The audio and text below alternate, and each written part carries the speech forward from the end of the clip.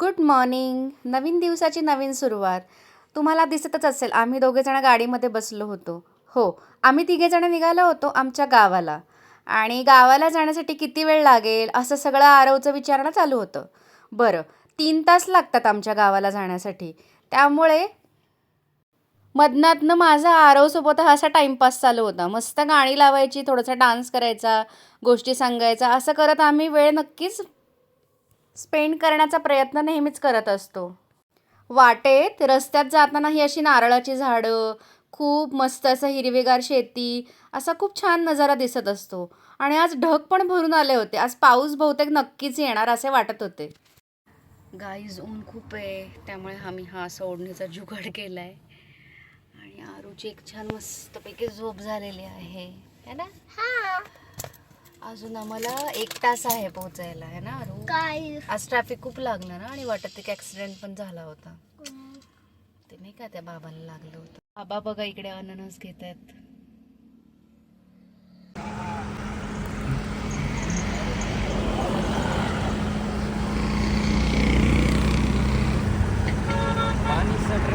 काय रेट आहे अननस?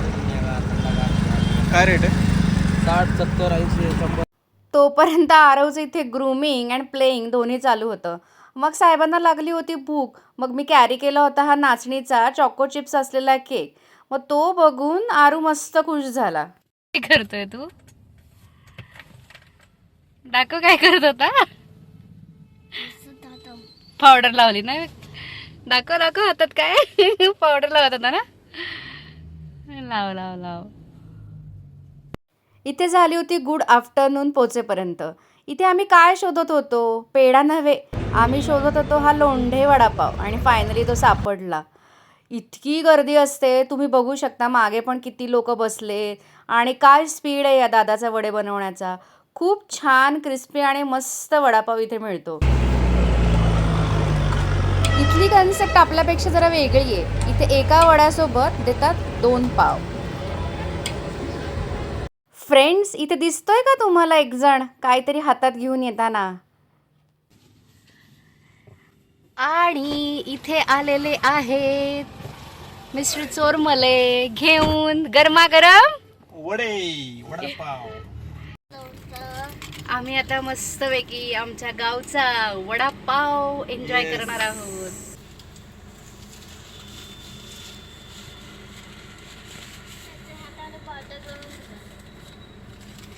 स्मेलच कसला मस्त आहे ना. पाव बघून थोडा मोठा आहे. इकडे एका वड्यासोबत 2 पाव देतात, मोठे मोठे. अच्छा, 2 पाव आहेत. आणि वड्याची साईज मोठी आहे भरपूर. हा काय मग अरे पाव खायचं तुला? छान मिरची दिलेली आहे. या गरम गरम वडापाव खायला. कसला क्रिस्पी आहे, तोंडाला पाणी सुटलं आमच्या दोघांचं पण. मिरची घ्या. Let's start.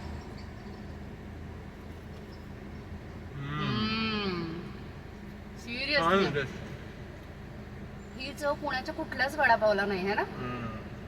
गाईज, तुम्ही ट्राय करा. नगरला आलात ना, तुम्ही ट्राय करा लोंढे वडापाव.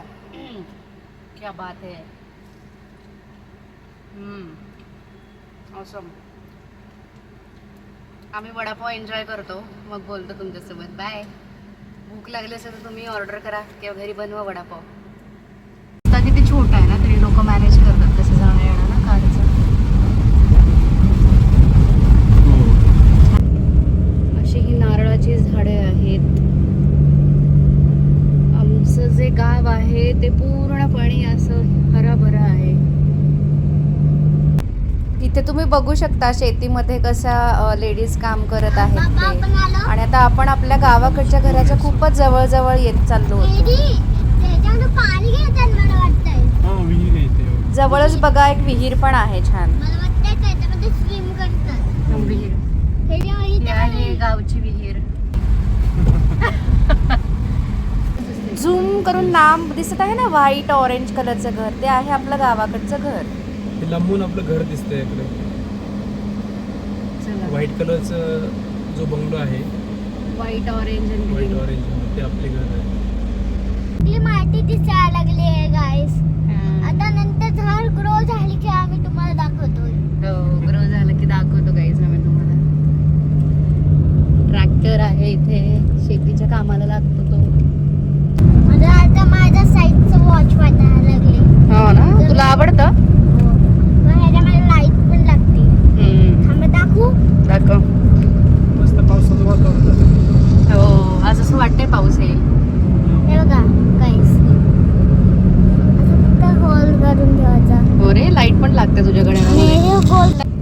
गावाकडची शांतता आणि हिरवळ वेगळीच असते नाही फ्रेंड्स. बाबा कुठे आपलं गाव आहे? आलो का बाबा आपण? हो बाळा, कुठे आहे आपण? आपलं घर 5 मिनिट्स मध्ये येणार आता.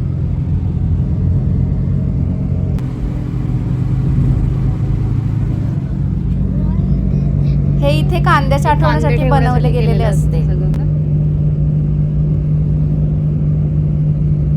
तुम्हाला इथे शेतामध्ये सगळीकडेच असे छोटी छोटी घरं पण दिसत असतील. गावाकडची घरं अशीच असतात, शेतामध्ये आपली आपली एकदम लांब लांब किंवा काही वेळेस खूप जवळ जवळ सुद्धा असतात. आता दुपार झाली आई. दुपार.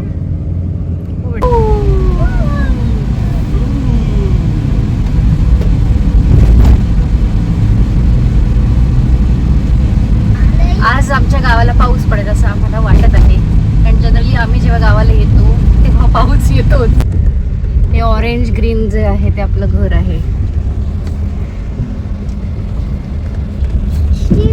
ही सगळी शेतीला लागणारी अवजारं आणि हे आहे आपलं घर. हा आहे आपला ट्रॅक्टर, ज्याच्यावर तुम्ही आमचे रील्स पाहिलेले आहेत. गावाला आलो आणि ट्रॅक्टरवर बसलो नाही असं तर होणारच नाही. मग काय, सगळे बच्चे कंपनी आणि अजित निघाले होते ट्रॅक्टरवरती शेतामध्ये. बाय बाय आरू.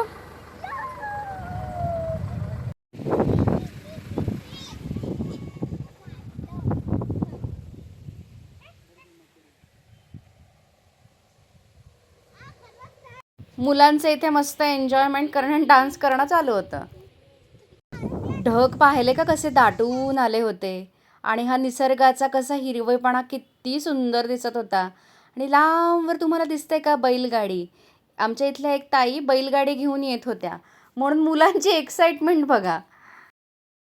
आता सगळ्यांकडे आले ट्रॅक्टर, त्यामुळे गोष्टी आता गावाकडे दिसणे कमीच झाल्यात.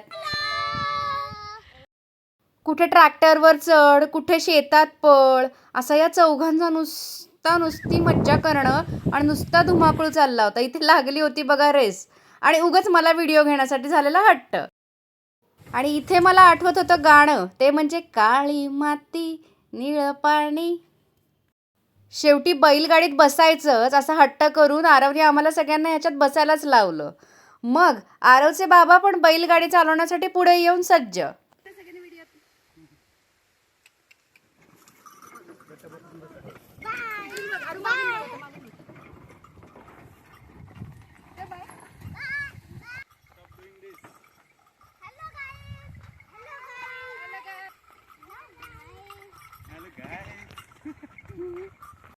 किती छान वाटत होते बैलगाडीमध्ये. आणि मागे पाहिलं का मावळतीचा सूर्य आणि आजूबाजूला सगळं ऊस. खूप आम्ही मजा केली इथे.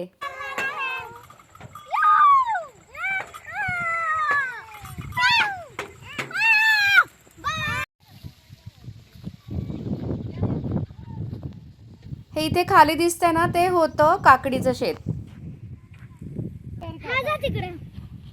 हॅलो, ही काकडी लावलेली आहे पूर्ण शेतामध्ये आणि तुम्ही पाहू शकता किती छान दिसतंय पूर्ण शिवार. किती छान काकडी आलेली आहे, कोवळी काकडी एकदम.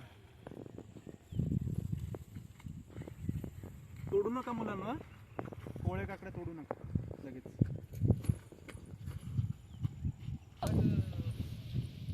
काय मग ह्या दोघांनी इथे शूट केले रील्सवर रील्स. यांचं शूटिंग काही इथे थांबतच नव्हतं. आता एक स्लोमो काढूयात.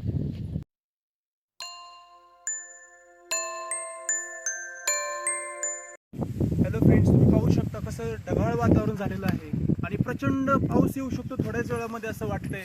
आणि तुम्हाला एक इंटरेस्टिंग गोष्ट असं सांगू इच्छितो की हा जो ऊस दिसतोय तुम्हाला, या ऊसामध्ये खूप सारे टायगर्स राहतात. टायगर म्हणजे आपले जे बिबटे असतात, बिबट्या खूप सारे आढळतात या भागामध्ये.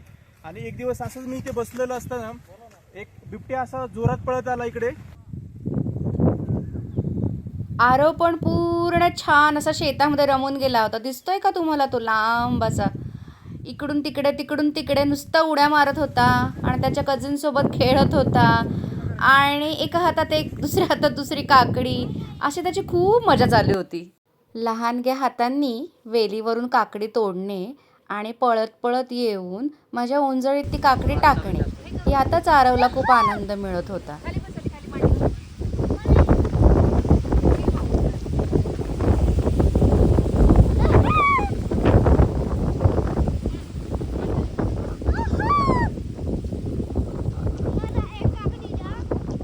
हे पहा किती मोठे सोलार पॅनल्स आहेत.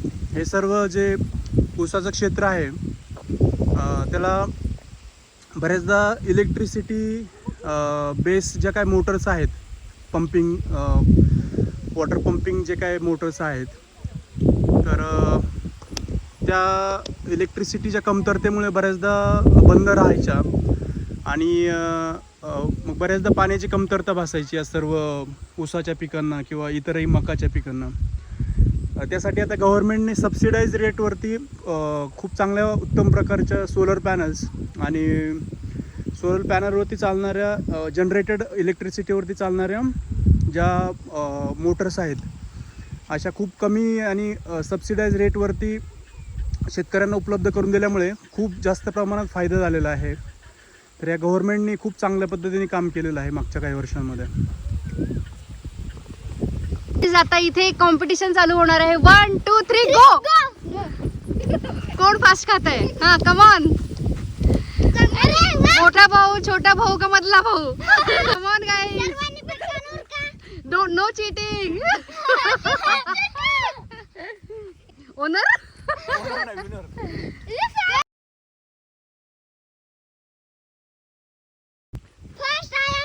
ह्या इकडे बसलेल्यांनी चिटिंग केलेली आहे. छोट्या भावाने चिटिंग केलेली आहे, त्यामुळे मधला आणि मोठा भाऊ यांच्या खरंच सगळीच खाल्ली का? अच्छा, बरं, त्यांनी छोटी काकडी घेतलेली आहे. आपण बघत होतो हे 2 भावांपैकी. अशा प्रकारे युट्यूबर आज ठरलेले आहेत.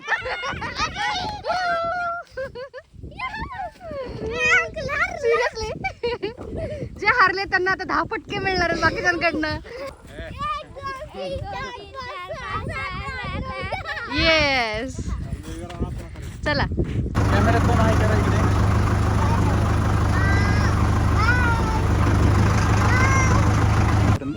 खूप काकड्या मिळाल्या आम्हाला. Very good. आणि भाऊजीने आम्हाला अजून एक काकडी दिलेली आहे. हे आम्ही दोघी म्हणून खाणार आहे. कारण इथे आपण पाहिलं तर हे कंपाऊंड आपल्याला दिसतंय, तर खूप छान कंपाऊंड केलेलं आहे. आणि या कंपाऊंडला सुरुवातीला आम्ही इथे एक गेट बनवलं होतं छान, परंतु नंतर काही प्राण्यांचा उपद्रव व्हायला लागला आणि जे शेळ्या वगैरे असतील तर ते आतमध्ये येऊन झाडांना थोडं पानं वगैरे खाऊन ते थोडंसं प्रॉब्लेम क्रिएट करायला लागलं. त्यानंतर मग आम्ही निर्णय घेतला की हे जे गेट आहे ते गेट परमनंट आम्ही क्लोज करून टाकलं आहे. आणि सध्या इकडे तिकडे येण्यासाठी हे आम्ही एकदम छान असं जे खराब झालेलं एक नारळाचं झाड होतं त्याच्यापासून मस्त स्टेप तयारी केलेत आपण, तुम्ही पाहू शकता इकडे येण्यासाठी. तर हे एक युनिक अशी गोष्ट इथे केलेली आहे आम्ही. हा आहे गाय आणि म्हशींचा गोठा. आणि गाईचं छोटं वासरू पण तुम्हाला तिथे दिसत असेल. आणि इकडे 2 म्हशी पण आहेत. ही आहेत आपली मुकी जनावरं. मग काय, आता सुरू झाली होती परतीची वाट. पूर्ण अंधार पडला होता आणि स्ट्रीट लाईट्स नाहीत, त्यामुळे शेत किती भयानक दिसत होतं. आणि हा ब्लॉग तुम्हाला आवडला का? व्हिडिओ आवडला असेल तर लाईक करा, शेअर करा, सबस्क्राईब करा. Be happy, keep smiling and stay tune.